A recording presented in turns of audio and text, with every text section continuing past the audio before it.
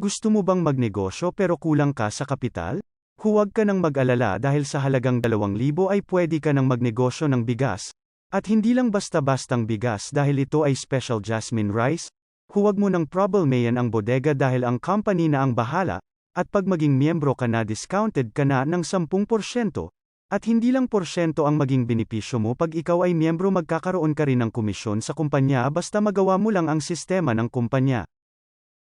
Para sa karagdagang detalye at sa gustong magnegosyo, pwede nyo akong i-message sa aking Facebook na Arnie Gilbuena Fernandez at pwede rin si Elpe Casipong Fernandez. Ano pa ang hinihintay mo?